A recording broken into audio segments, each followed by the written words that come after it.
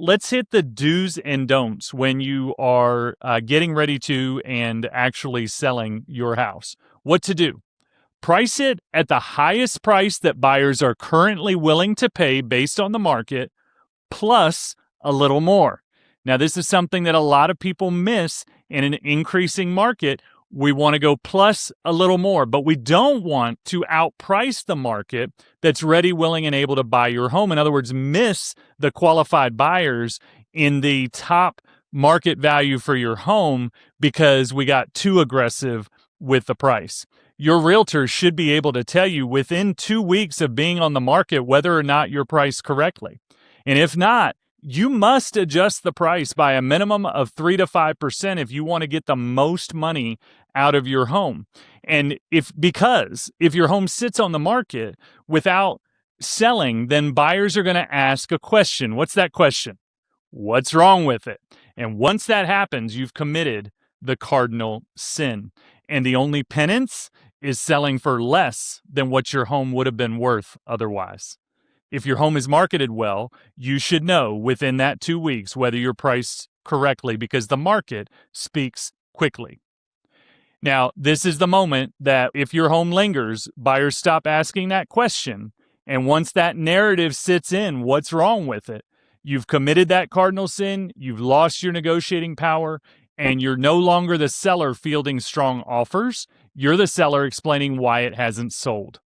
And the only way to restore attention at that point is almost always the same. You sell for less than you should have in the first place.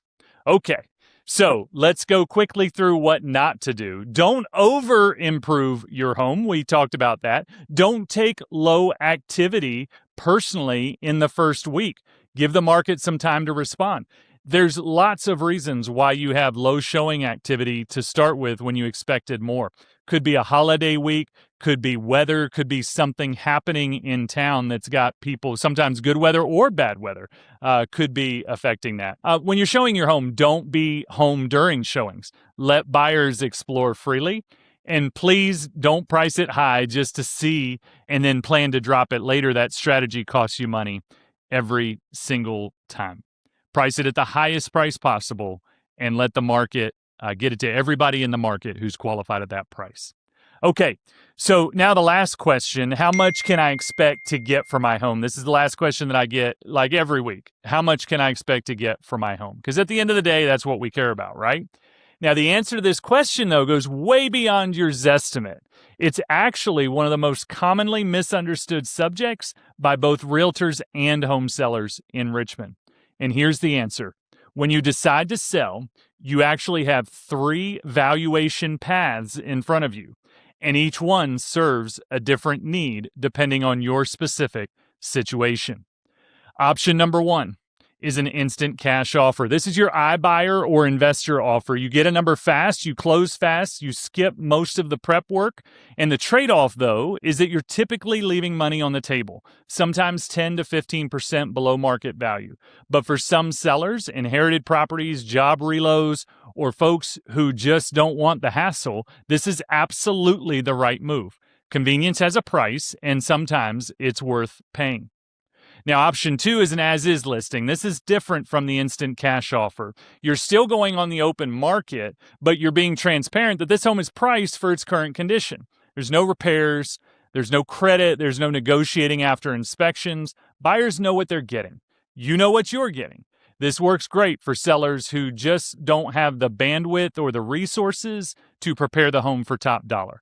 A skilled agent can price an as-is listing in a way that still generates competition. They also should be able to find you an iBuyer if you go in option 1.